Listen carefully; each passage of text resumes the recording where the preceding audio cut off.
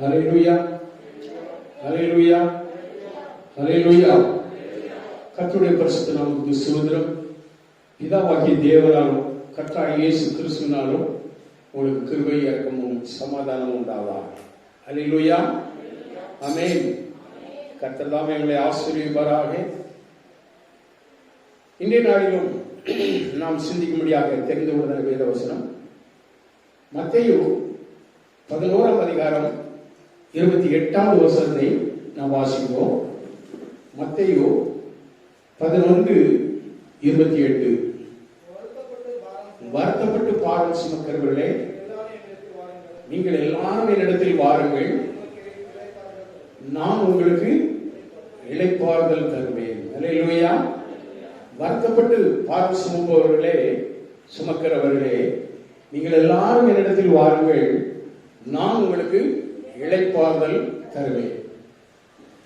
இளைப்பாறுதலை குறித்து வேதம் என்ன சொல்கிறது என்பதை குறித்து நாம் எப்பொழுது பார்க்க போகிறோம். நம்முடைய ஆண்டவர் இளைப்பாறுதல் தருகிற ஆண்டவர். வருத்தப்பட்டு பாரம் சுமக்கிறவர்களே, உங்களுடைய பாரங்கள் எல்லாவற்றையும் நீங்கள் வருத்தத்தோடு சுமக்கிறீர்கள் என்று ஆண்டவர் அறிந்து இந்த வார்த்தையை சொல்கிறார் நம்முடைய அருமையான இரட்சகர் இயேசு. வருத்தப்பட்டு பாரம் சுமக்கிறவர்களே, நீங்கள் எல்லாரும் என்னிடத்தில் வாருங்கள். ஆண்டவராகிய இயேசு கிறிஸ்துவனிடத்தில் நீங்கள் வந்தால் உங்களுக்கு இளைப்பாறுதல் கிடைக்கும். கிறிஸ்துவுக்குள் புது சிருஷ்டி. ஒருவன் கிறிஸ்துவுக்குள் இருந்தால் அவன் புதிய சிருஷ்டியாக இருக்கிறான். பழையவர்கள் ஒழிந்து போயின, எல்லாம் புதிதாயின என்று சொல்லி வேதம் சொல்லுகிறது.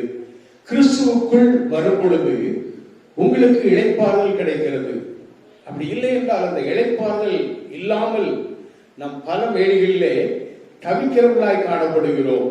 அருமையான தேவனுடைய பிள்ளைகளை, நாம் வாசித்த சங்கீதத்திலும் அதே பகுதியை நாம் எபிரேயர் 3ஆம் அதிகாரம் 7வது வசனத்திலிருந்து நாம் வாசிப்போம் என்றால், ஆகையால் பரிசுத்த ஆவியானவர் சொல்லுகிறபடியே இன்று அவருடைய சத்தத்தை கேட்பீர்களாகில், வனாந்தரத்திலே கோபம் மூட்டின போதும் சோதனை நாளிலும் நடந்தது போல உங்கள் இருதயத்தை கடினப்படுத்தாதிருங்கள்.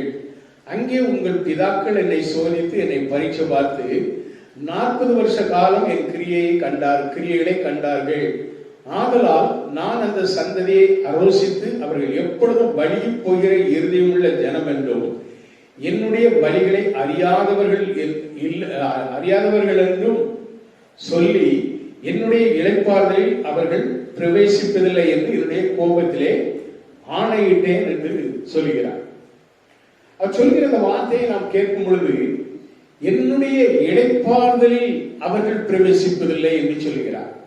அப்ப இளைப்பாறுதலுக்குள்ள யார் பிரவேசிக்க மாட்டார்கள், யார் பிரவேசிப்பார்கள், எதனால் அவர்கள் பிரவேசிக்காமல் போனார்கள் என்று நாம் இதை பார்க்க வேண்டும். நாம் எல்லாரும் இளைப்பாறுதலுக்குள்ளே பிரவேசிக்க வேண்டும். நம்முடைய ஆத்மா இளைப்பாறுதல் அடைய வேண்டும். முக்கியமா நம்முடைய ஆத்மா இளைப்பாறுதல் அடைய வேண்டும்.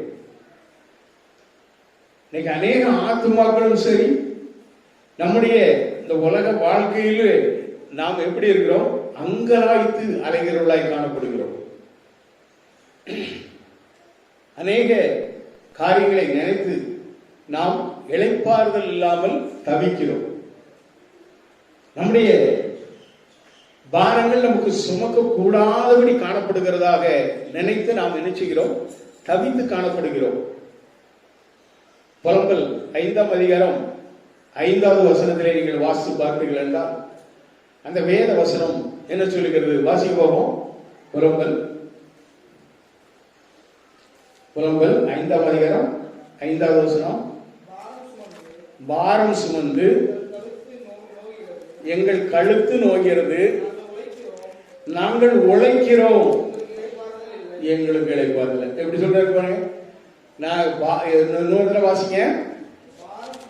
பாரம் சுமந்து எங்கள் கழுத்து நோகிறது. எப்படி நீங்க அந்த பாரம், அதுதான் ஆண்டவர் சொல்றாரு. வருத்தப்பட்டு பாரம் சுமக்கிறவர்களே, நீங்கள் எல்லாரும் என்னிடத்தில் வாருங்கள், நான் உங்களுக்கு இளைப்பாறுதல் தருவேன். இங்கு புலம்பல் பாடுகிறார் எரேமியா தீர்க்கதரிசி. பாரம் சுமந்து எங்கள் கழுத்து நோகிறது, நாங்கள் உழைக்கிறோம், எங்களுக்கு இளைப்பாறுதல். எவ்வளவு உழைச்சார் இளைப்பாறுதல். மோசே இஸ்ரவேல் ஜனங்களை வழிநடத்தி வந்த அந்த நாட்களிலே ஒரு இடத்திலே ஒரு தவறு செய்தார். நீ கண்களை தண்ணீர் மேல்வாவின் தண்ணீர் அண்டையிலே வந்த பொழுது, மேல்வா இடத்திலே வந்த பொழுது தண்ணீருக்காக ஜனங்கள் கதறிய பொழுது ஆண்டவர் மோசேயை பார்த்து சொன்னார், நீ இந்த மலை இடத்திலே போய் என்ன செய்யி, கண்மலை இடத்திலே பேசு என்று சொன்னார். ஆனால் கோபத்திலே மோசே அந்த கண்மலையை அடித்து விடுவார். அவர் அப்படி அடித்தபடியினாலே மோசே அந்த கானான் தேசத்திற்குள் பிரவேசிக்கவில்லை. அவர் ஒரு நாளிலே மலை உச்சியிலே மோசே அழைத்துக் கொண்டு போய், நீ பார், இதுதான் நீங்கள் சுதந்திரிக்க போகிற தேசம், நீ அதற்குள் பிரவேசிப்பதில்லை.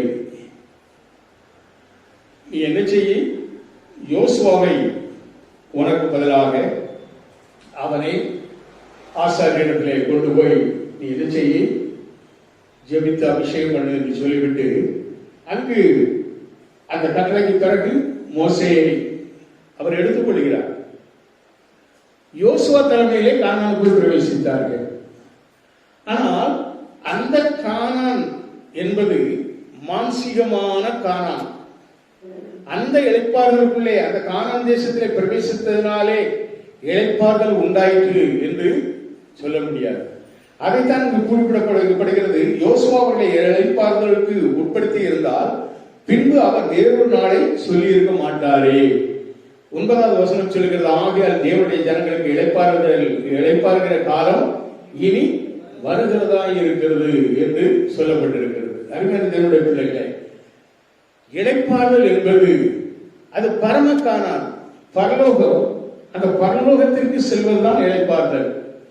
வேதம் தெளிவாக சொல்கிறது, அவருடைய இளைப்பாறுதலில் பிரவேசித்தவன் தேவன் தம்முடைய கிரியைகளை முடித்து ஓய்ந்தது போல தானும் தன் கிரியைகளை முடித்து ஓய்ந்திருப்பான் என்று 10வது வசனம் சொல்கிறது. 4:10, எபிரேயர் 4:10. அருமையான தேவனுடைய பிள்ளைகள், கர்த்தர் இந்த நாளிலே உங்கள் ஒவ்வொருவரையும் ஆசீர்வதிப்பாராக. அவருடைய இளைப்பாறுதலில் பிரவேசிக்க வேண்டுமானால் அவருடைய சத்தத்தை கேட்க வேண்டும். 15வது வசனம், 3வது அதிகாரம் 15வது வசனம் சொல்கிறது, இன்று அவருடைய சத்தத்தை கேட்பீர்களாயின். இன்று, அந்த இன்று என்று சொல்ற வார்த்தைக்கு நாம் முக்கியத்துவம் கொடுக்க வேண்டும். இன்று என்று சொல்லப்படும் பொழுது ஒரு வார்த்தை, ஒரு மனிதர் சொன்ன வார்த்தை, நாளைக்குரிய காரியத்தை, நாளைக்கு செய்ய வேண்டிய காரியத்தை என்ன செய்யணுமா, இன்னைக்கு செய்து முடிக்கணும். அப்ப இன்னைக்கு செய்ய வேண்டியதை இப்பொழுதே செய்து முடிக்க வேண்டும் என்று சொல்லி இருக்கிறார். யோசிச்சு பாருங்க, நாளைக்கு செய்ய வேண்டியதை என்ன செய்யணுமா, இன்னைக்கு செய்யணும். இன்னைக்கு செய்ய வேண்டியதை இப்பொழுதே செய்யணும். சிலவெல்லாம் நீங்க இதை செய்ய அப்படின்னு சொன்னா சரி செய்யறேன், சரி செய்யறேன். சிலவங்களை குறிச்சு நாம சொன்னோம்னா நாளைக்கு பார்ப்போம், நாளைக்கு பார்ப்போம். இந்த நாளை என்பது நாளை நாளை என்று போய்கொண்டே இருக்கும். நாளைங்கிறத சொல்லி பாருங்க. ஒரு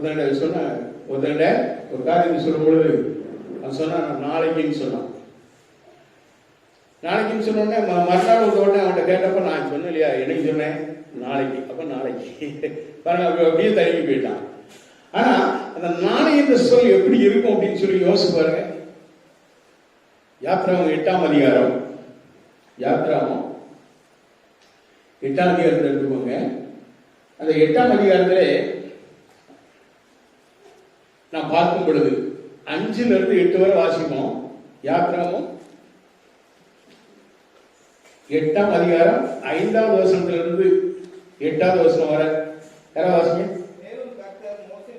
மேலும் கர்த்தர் மோசேயிடத்தில், நீ ஆரோனை நோக்கி உன் கையில் இருக்கிற கோலை நதிகள் மேலும் வாய்க்கால்கள் மேலும் குளங்கள் மேலும் நீட்டி எகிப்து தேசத்தின் மேல் தவளைகள் வரும்படி செய் என்று சொல் என்றார். அல்லேலூயா. ஆம் பிரியமானவர்களே, பார்வோனை ஒவ்வொரு வாதைகளால வாதித்தும் அவன் மனம் திரும்பவே இல்லை. அவனுடைய இருதயம் கடினப்பட்டு கொண்டே இருந்தது. அவன் வாழ்நாள் கொஞ்சம் கூட ஒரு மாறுதலை காணவே இல்லை. இந்த இடத்துல நான் பார்க்கும் பொழுது இந்த பார்வோன் அவனை பார்த்து ஆண்டவர் மோசேயை பார்த்து சொல்றார், நீ பார்வோனிடத்தில் போய் எனக்கு ஆராதனை செய்ய என் சனங்களை அனுப்பிவிடு. இல்லை என்பாயாக. 2வது வசனம் சொல்கிறது 8:2, நீ அவர்களை அனுப்ப விடமாட்டேன் என்பாயாகில் உன் எல்லை அடங்கலையும் தவளைகளால் வாதிப்பேன் சொன்னார். எதால வாதிப்பேன்? தவளைகளால் வாதிப்பேன் என்று சொன்னார். அப்போ அந்த தவளைகள் அது எப்படி வருமா? 5வது வசனத்துல நம்ம வாசம், நீ உன் கையில் இருக்கிற கோலை நதிகள் மேல் வாய்க்கால் மேலும் குளங்கள் மேலும் நீட்டி எகிப்து தேசத்தின் மேல் தவளைகளை வரும்படி செய்யண்டார் என்று சொல்லப்பட்டிருக்கிறது. அப்படி அந்த தவளைகள் வந்து எகிப்து தேசத்தை மூடிக்கொண்டது. 6வது வசனம் சொல்கிறது,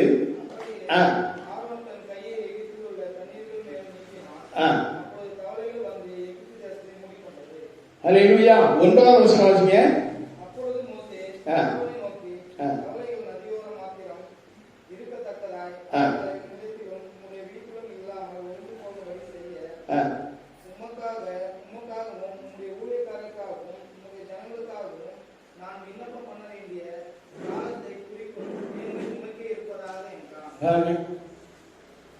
தவளைகள் வந்து ஒவ்வொருடைய வீட்டிலும் என்ன செய்ததுதான் இடமில்லாத அளவிற்கு உள்ளே வந்து ஏறிட்டு. யோசிச்சு பாருங்க, தவளை வந்து உங்க வீடுல ஒரு தவளை வந்தாலே உங்க வீட்டுக்குள்ள அது துள்ளுற மாதிரி நீங்க எல்லாரும் துள்ளிடுவீங்க.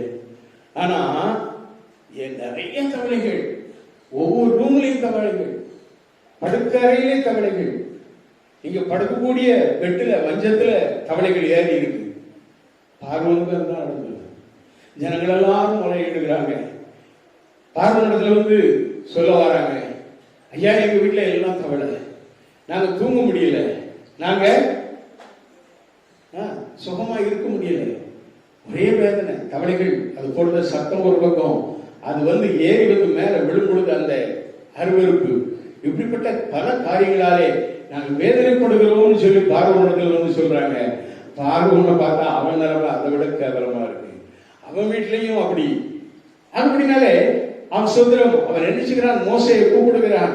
மோசையை கூப்பிட்டு அவன் என்ன செய்யறான், நீங்க கர்த்தரை நோக்கி வேண்டிக் கொள்ளுங்கள் என்று 8வது வசனத்திலே சொல்கிறார். அப்போ 8வது வசனத்திலே மோசையை சொன்ன பொழுது மோசே ஒரே ஒரு வார்த்தை சொல்றாரு. என்ன சொல்றாரு தெரியுமா? தவளைகள் நதியிலே மாத்திரம் இருக்கத்தக்கதாய். இப்ப எல்லார் வீட்லயும் இருக்கு தவளை.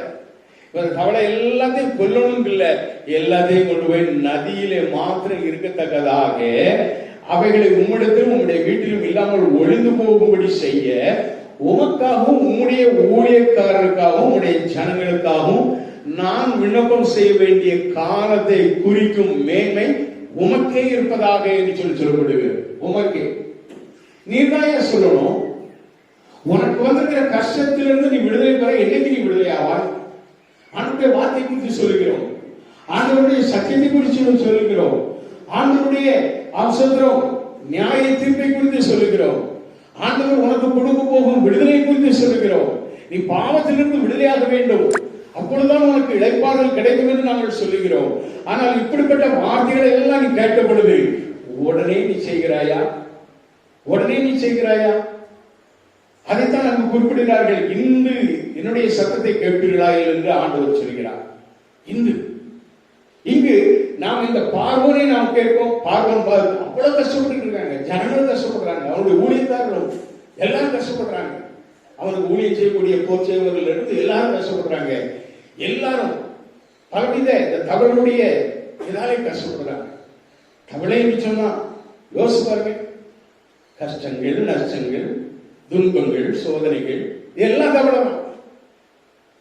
உங்களுடைய வாழ்க்கையில எது எதெல்லாம் தவளை போல் வந்து ஏறுகிறது யோசிப்பார்கள். இதற்கெல்லாம் காரணம் என்ன?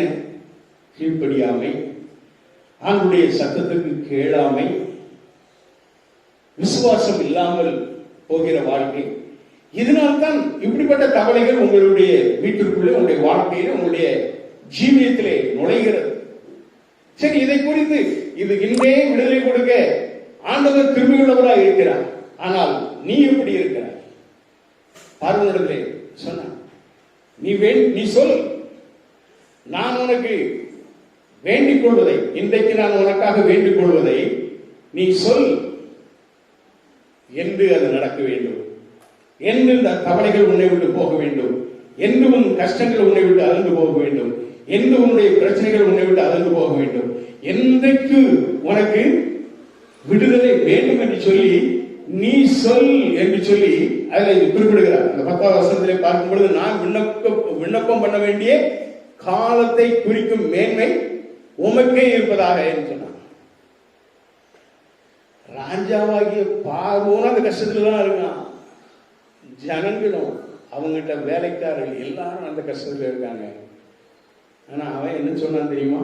10வது வருஷம் ஆச்சுங்க. ஹல்லேலூயா, ஹல்லேலூயா. அதற்கு அவன் நாளைக்கு, இன்னைக்கு நீ படும் கஷ்டத்திலிருந்து நீ விடுதலையாக வேண்டும். அதைத்தான் ஆண்டவர் விரும்புகிறார். இன்றே விடுதலை, இன்றே ரட்சிப்பு, இன்றைக்கே சமாதானம், இன்றைக்கே உன் பிரச்சனையில் இருந்து, உன்னுடைய போராட்டங்களில் இருந்து விடுதலை, இதைத்தான் ஆண்டவர் தர வேண்டும் என்று விரும்புகிறார். ஆனால் நீ என்ன சொல்ற? நாளைக்கு. நாளைக்குங்கிற ஒரு நாடு ஒருவேளை உனக்கு இல்லாம போயிட்டா நீ என்ன செய்வ? ஹலோ, கொரோனா வந்து ராத்திரியில தூங்கிட்டு காலையில எந்திரிக்காம போனவங்க எத்தனையோ பேர். என்ன இல்ல, ஆக்சிஜன் இல்ல, அவங்களால சுவாசிக்க முடியல. எந்த ஆக்சிஜனை பிரிச்சு உள்ள கொண்டு போய் இருதயத்திலிருந்து படவேண்டிய அப்படியே வெளிவருகிறதோ, இருதயத்தை ஏங்க வைக்கிறதோ, இந்த ஃபங்க்ஷனே நின்று போச்சு, லங்ஸ் ஒர்க் ஆகல, எல்லாவற்றையும் ஏங்கி செய்கிறவர் கர்த்தர். ஹல்லேலூயா, ஹல்லேலூயா. இன்றைக்கு உனக்கு விடுதலை இன்றைக்கு வேண்டும், இப்பொழுது வேண்டும். அருமையான தேவனுடைய பிள்ளைகளே, ஒரு காரியத்தை நான் கேட்கணும்னு விரும்புகிறேன். கொரோனா யாருக்கெல்லாம் அட்டாக் ஆச்சு சொல்லுங்க. நான் கை தூக்குறேன், எனக்கு அட்டாக் ஆச்சு, எனக்கு அட்டாக் ஆச்சு. இருக்கீங்க, நீங்க இருக்கீங்க, உங்களுக்கு வெக்கம், சொல்றதுக்கு வெக்கம். ஆனா கொரோனா ஒன்றுமே கிடையாது. எப்பொழுது நீ ஆண்டவரை விசுவாசிக்கும் பொழுது. எனக்கு 10ஆம் தேதி என்னுடைய சரீரத்திலே சில குறைபாடுகளை நான் காண்கிறேன். 10ஆம் தேதி இரவிலே என்னுடைய இளைய மகனுக்கு தகவல் சொல்றேன். நான் சொன்னேன், அண்ணனுக்கு சொல்லிட்டீங்களா? ஏன்னா அண்ணன் தான் கீழே உட்காந்துருக்கலாம். அப்ப நான் சொன்னேன், இப்பதான் எனக்கு அந்த இது சிம்டம்ஸ் மத்தியானத்துல இருந்தும் எனக்கு அது தெரிய ஆரம்பிச்சது. அதனால நைட்டு நான் இப்ப இது பண்ணிருக்கேன். காலையில அவங்களெல்லாம் சொல்லிடுவேன், மறுநாளே சொல்லிட்டேன், யாரும் என்கிட்ட வரக்கூடாது, சாப்பாடு மட்டும் கொண்டாந்து வச்சிருக்கேன், நான் எடுத்து சாப்பிட்டுருக்கேன், முடிஞ்சு போச்சு. கிட்டத்தட்ட 2ஆம் தேதி 3ஆம் தேதி வரை என்னை நான் தனிமைப்படுத்திக் கொண்டேன். ஆனா எனக்கு இருமல் கிடையாது, காய்ச்சல் கிடையாது, மருந்தும் கிடையாது. ஆனாலும் கர்த்தர் அந்த வாதையிலிருந்து என்னை விடுவித்தார். ஹல்லேலூயா. ஒரே ஒண்ணு, என்னத்தை சாப்பிட்டாலும் மண்ணை சாப்பிட்டது மாதிரி இருக்கும், உயிரோடு இருந்து மண்ணை திங்கிறது மாதிரி. ஹல்லேலூயா. மரித்தவர்கள் தான் மண்ணை திம்பாங்க. சொல்கிறோம், உயிரோடு இருந்து நாமும் கூட அந்த மண்ணை திங்கிறதான சுவையை தான் நாம் சாப்பிட வேண்டியிருக்கும். அப்படிதான் ஒரு வாரம், கிட்டத்தட்ட ஒரு வாரத்துக்கு மேலாக நான் அந்த அனுப்பி, ஆனால் நல்லா சாப்பிடுவேன். ஹல்லேலூயா, நல்லா சாப்பிடுவேன். சாப்பாட்டில் கொஞ்சமே வைக்க மாட்டேன், அது ருசியிலே இல்லை. ஏனென்றால் கர்த்தர் எனக்கு கொடுத்த ஞானம். நான் 10ஆம் தேதியிலே அதை உணர்ந்தேன். 12ஆம் தேதியிலே டெஸ்ட் பண்ணேன். 13ஆம் தேதி தான் ரிப்போர்ட் வந்தது. எப்படி? பாசிட்டிவ் வந்தது.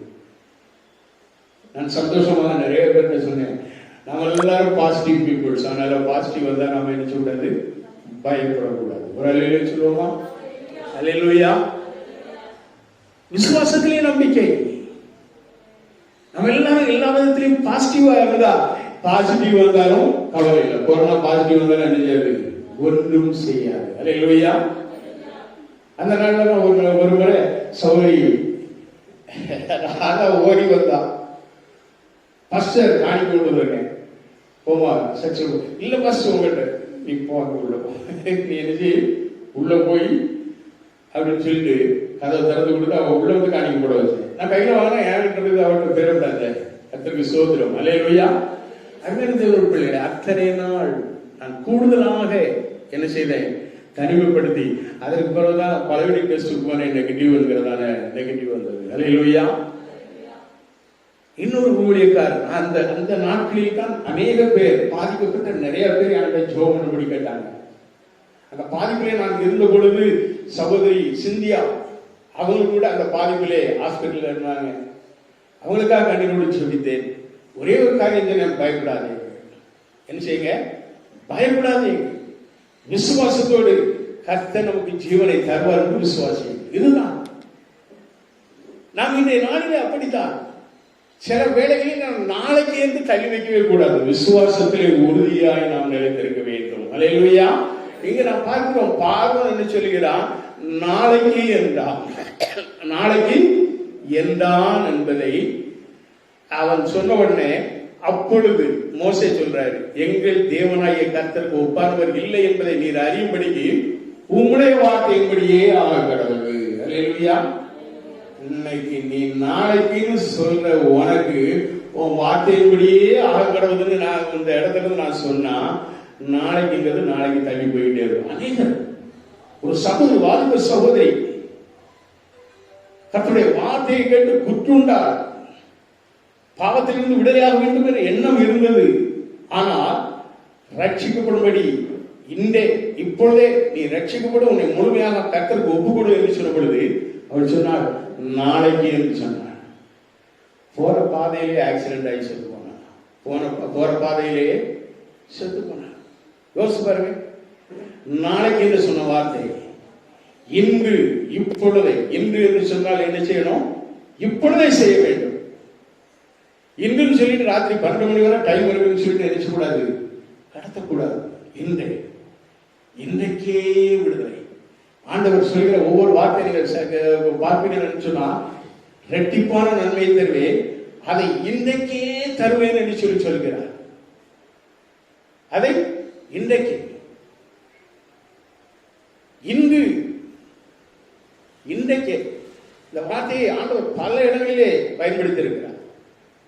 சகைவை பார்த்து ஆண்டவர் சொன்னார், இன்று இந்த வீட்டிற்கு, நாளை என்று சொல்லவே இல்லை, இன்று இந்த வீட்டிற்கு ரட்சிப்போது ஆண்டவர் நமக்கு கொடுக்கும் விடுதலையா இருக்கலாம். அல்லேலூயா. நாம் ஒரு 3 காரியத்தை நாம் இப்பொழுது 3 வசனங்களை நாம் வாசிக்க போகிறோம். நாம் பார்வனை போல நாளைக்கு என்று சொல்லாதபடி இன்று ஆண்டவருடைய சத்தத்திற்கு நாம் என்ன செய்ய வேண்டும்? கீழ்ப்படிய வேண்டும். முதலாவது யாருக்கு என்று சொல்லி நாம் பார்ப்போம் என்று சொன்னால், யாருக்கு இளைப்பாறுதல் என்று சொல்லி பார்ப்போம் என்று சொன்னால், நாம் வாசித்த அந்த எபிரேயர் 3:18 வாசிக்கும் பொழுது, பின்னும் என்னுடைய இளைப்பாறுதலில் பிரவேசிப்பதில்லை என்று அவர் யாரை குறித்து ஆணையிட்டார்? கீழ்ப்படியாதவர்களை குறித்து அல்லவா என்று சொல்லப்படுகிறது. அப்போ கீழ்ப்படுகிற பிள்ளைகளுக்கு 4ஆம் அதிகாரம் 11வது வசனத்திலே நான் வாசிக்கும் பொழுது, ஆகையால் அந்த திருஷ்டாந்தத்தின்படி ஒருவனாகிலும் கீழ்ப்படியாமையினாலே விழுந்து போகாதபடிக்கு நாம் இந்த இளைப்பாறுதலில் பிரவேசிக்க ஜாக்கிரதை உள்ளவர்களாய் காணப்படுவோம். ஜாக்கிரதை உள்ளவர்களாய் இருக்க கடவோம். வேதம் சொல்கிறது ஜாக்கிரதை உள்ளவர்களாய். ஜாக்கிரதை, இளைப்பாறுதல் பிரவேசிக்க ஜாக்கிரதை உள்ளவர்களாய் காணப்படுவோம். ஊழியக்காரன் நண்பர், அவரால் என்னோட பேசக்கூட முடியவில்லை. அந்த அளவுக்கு லங்ஸ் பாதிக்கப்பட்டு, கொரோனாவினால் பாதிக்கப்பட்ட அந்த ஊழியக்காரர் என்னிடத்திலே போன் செஞ்சார். அவரோட சொன்னேன், நான் அந்த பாதிப்பில் இருந்தேன்.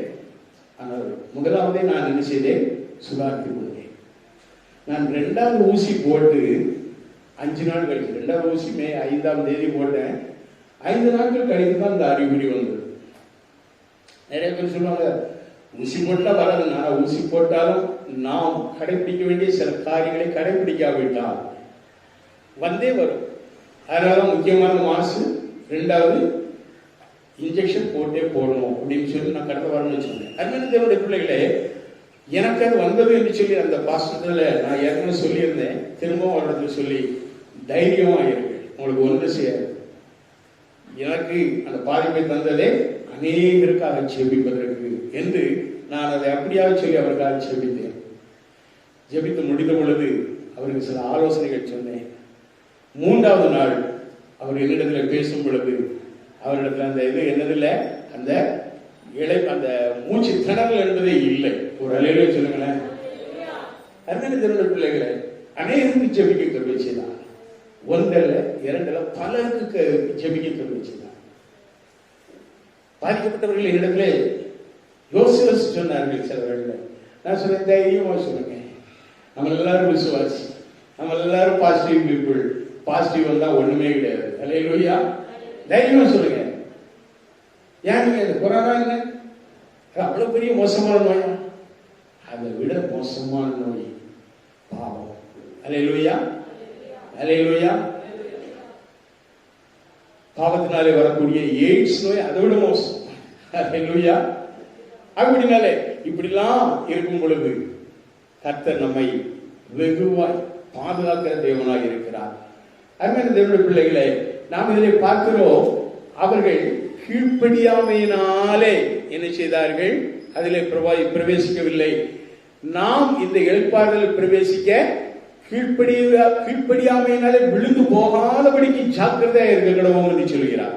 2வது நாம் பார்க்கும் பொழுது 4ஆம் அதிகாரம் 1வது வசனம், எபிரேயர் 4:1 வாசிக்கும் பொழுது, ஆனபடினாலே அவருடைய இளைப்பாறுதலில் பிரவேசிப்பதற்கு ஏதுவான வாக்குத்தத்தம் நமக்கு உண்டாயிருக்க உங்களில் ஒருவனும் அதை அடையாமல் பின்வாங்கி போறவனாக காணப்படாதபடிக்கு பயந்திருக்க கடவோம்.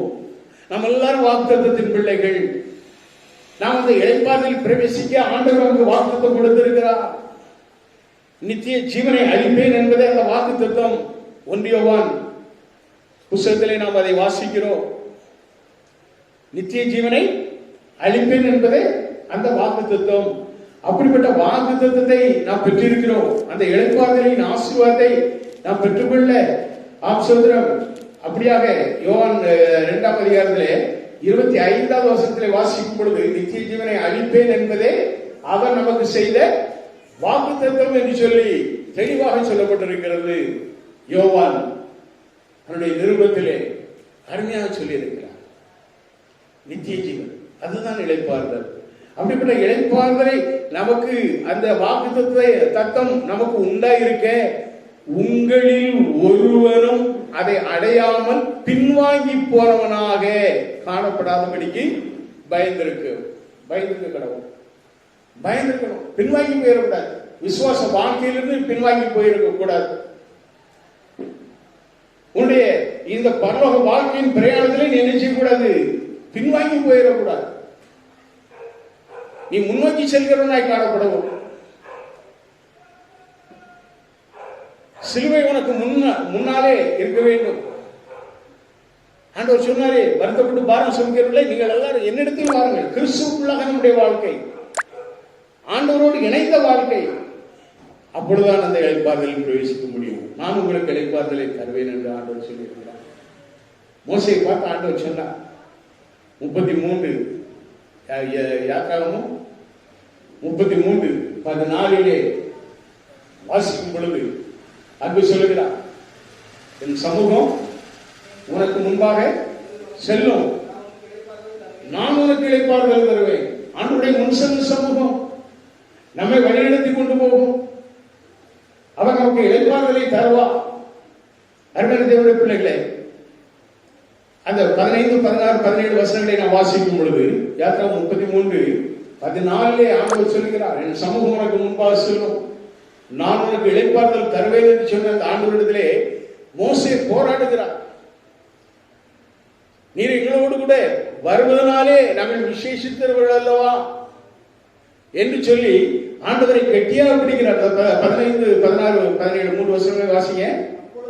அப்பொழுது அவன் அவரை நோக்கி, உம்முடைய சமூகம் என்னோட கூட செல்லாமல் போனால் எங்களை இவ்விடத்திலிருந்து கொண்டு போகாதிரும். நாங்க இங்கே இருந்துக்கிட்டோம். உடைய சமூகம் எனக்கு முன்பாக செல்ல வேண்டும். உடைய சமூகம் எல்லா தடைகளையும் நீக்கி என்னை ஆசீர்வாதத்தின் பாதையை கொண்டு செல்ல வேண்டும். நாங்கள் அந்த இளைப்பாறுதலுக்குள்ளே பிரவேசிக்க வேண்டும். நாங்கள் ஆசீர்வாதம் அடைய வேண்டும். எங்களுடைய ஜீவித வாழ்நாளெல்லாம் நாங்கள் கைகூர்ந்து மகிழ வேண்டும். ஆண்டவரே, நீர் எங்களோடு கூட வார முடியும். முன் சில சமூகம் எங்களோடு கூட வர வேண்டும். 16வது வசனம், எனக்கும் உமது ஜனங்களுக்கும் உம்முடைய கண்களிலே கிருபை கிடைத்தது என்பது எதினால் அறியப்படும்? நீர் எங்களோட வருவதனால் அல்லவா. இப்படியே பூமியின் மேல் உள்ள ஜனங்கள் எல்லாரிலும் நானும் உம்முடைய ஜனங்களும் விசேஷத்தர்கள் என்று விளங்கும் என்று சொன்னார். நீர் எங்களோடு கூட வருவதனால் அல்லவா. உடைய கிருபை எங்களுக்கு கிடைத்திருக்கிறது என்பது எதனாலே நாங்கள் அறிவோம்? நீர் எங்களோடு கூட வருவதனால. அல்லேலூயா. அதனால்தான் நான் அடிக்கடி சொல்கிற வார்த்தை தாவீது சொல்வார், நான் மரண இருளின் பள்ளத்தாக்கிலே நடந்தாலும் பொல்லாப்புக்கு பயப்படேன், தேவரீர் என்னோடு கூட இருக்கிறேன். கரங்களை தட்டி தேவனை மகிமைப்படுத்துவோம். ஹல்லேலூயா, ஸ்தோத்திரம். தேவரீர் என்னோடு கூட இருக்கிறேன். 17வது வசனம், அப்பொழுது கர்த்தர் மோசேயை நோக்கி, நீ சொன்ன இந்த வார்த்தையின்படியே செய்வேன். என் கண்களில் உனக்கு கிருபை கிடைத்தது. உன்னை பேர் சொல்லி அழைத்து அறிந்திருக்கிறேன். ஒரு அலையில் வச்சிருவோமா? அல்லேலூயா. அருமையான தேவனுடைய பிள்ளைகளே, மூன்றாவது நாம் பார்ப்போம் சொன்னால் விசுவாசிக்கிறவர்களுக்கு. எபிரேயர் 4:3 எடுத்து வாசிப்போம். விசுவாசித்தவர்களாகிய நாமோ அந்த இளைப்பாறுதலில் பிரவேசிக்கிறோம். ஒரு அலையில் வச்சிருவோமா? அல்லேலூயா. யாரு இளைப்பாறுதலுக்குள்ளே பிரவேசிப்பாங்க?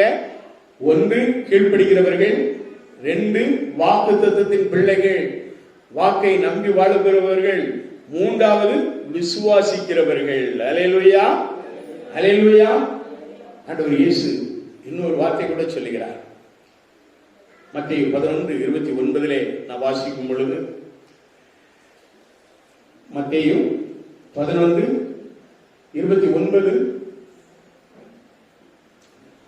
நான் சாந்தமும் மனத்தாழ்மையுமா இருக்கிறேன், என் நுகத்தை உங்கள் மேல் ஏற்றுக்கொண்டு என்னிடத்தில் கற்றுக்கொள்ளுங்கள், அப்பொழுது உங்கள் ஆத்துமாக்களுக்கு இளைப்பாறுதல் கிடைக்கும். அல்லேலூயா. நம்முடைய ஆத்மாவுக்கும் சேர்த்து இளைப்பாறுதல். அப்ப யார் இடத்துல கற்றுக்கொள்ளணும்? இயேசுவினிடத்தில் கற்றுக்கொள்ளணும். என்ன கற்றுக்கொள்ளணும்? அவருடைய நுகத்தை நாம் சுமக்க தயாராக இருக்கணும். பாப பாரத்தை அல்ல. அதைத்தான் அவர் 11:28 சொன்னார்.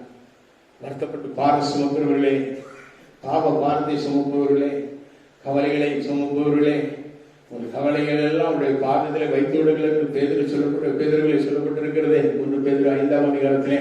அருமையான தேவனுடைய பிள்ளைகளே, சோதரம் ஆண்டவர் சொல்கிறாரே, என் நுகத்தை நீங்கள் ஏற்றுக்கொண்டு என்னிடத்தில் கற்றுக்கொள்ளுங்கள். ஆண்டவர் ஏற்றுக்கொண்ட நுகங்கள் சாந்தம், மனத்தாழ்மை. அல்லேலூயா. கடைசி வரை சிலுவை மரண பரியந்தம் கீழ்ப்படிந்தவராய் இருந்தார் என்று நாம் வாசிக்கிறோம். மரண பரியந்தம் உண்மையாக இருந்தார். மரண பரியந்தம் கீழ்ப்படிந்தவராய் இருந்தார். அந்த நோத்தை ஏற்றுக்கொண்டார். பிதாவாகிய தேவன் அவர் சுமக்கும்படியான அந்த சிலுவையை இயேசு ஏற்றுக்கொண்டார். மரண பரியந்தம் உண்மையாக இருந்தார். ஒரு அல்லேலூயா சொல்லுவோமா? அல்லேலூயா. பிரியமானவர்களே, நமக்கு அந்த ஆத்மா இளைப்பாறுதலை ஆண்டவர் கொடுக்க வல்லவராய் இருக்கிறார். அந்த ஆத்மா ஆஸ்பத்திரி அது ஈடறும் பொழுது அது பரலோகம் கொண்டு போய் நம்மை சேர்க்கும். ஒரு அல்லேலூயா சொல்லுவோமா? அதைத்தான் சங்கீதக்காரன் 116:7 சங்கீதம் 116:7 நான் வாசிக்கும் பொழுது, சங்கீதம் 116, என் ஆத்மாவே கர்த்தர் உனக்கு நன்மை செய்தபடியா நீ உனக்கு இளைப்பாறுதல். என் ஆத்மாவே கர்த்தர் உனக்கு நன்மை செய்தபடியால் நீ என்ன செய்ய? உன் இளைப்பாறுதலுக்கு திரும்பு என்று அப்படியாக கமாண்ட் கொடுக்கிறார். ஆத்மா அங்கு இங்கும் அலையாதபடி ஆம்சத்தின் கர்த்தர் நமக்கு செய்த நன்மைகளை நினைத்து நாம் நித்தமும் கர்த்தரை துதித்து மனத்தாழ்மையோடு ஆண்டவர் சொல்லும் வார்த்தைகளுக்கு கீழ்ப்படிந்து இந்த அவருடைய சத்தத்தை கேட்பீர்களாகிய, இந்த அவருடைய சத்தத்தை கேட்பீர்களாகிய. ஆம்சத்தின் ஆண்டவருடைய சத்தத்தை கேட்போம், அவருக்கு கீழ்ப்படிவோம், அவருடைய வாக்கு தத்தத்தை நம்பி நாம் விசுவாசித்து நாம் நடப்போம். நிச்சயமாக ஆண்டவர் நமக்கு இளைப்பாறுதலை தருவார். சோதரர் 2 தெசலோனிக்கேயர் கடைசியாக ஒரு வசனம் 2 தெசலோனிக்கேயர் 1ஆம் அதிகாரம் 6வது வசனத்தை நான் வாசிக்கும் பொழுது 2 தெசலோனிக்கேயர் 1:6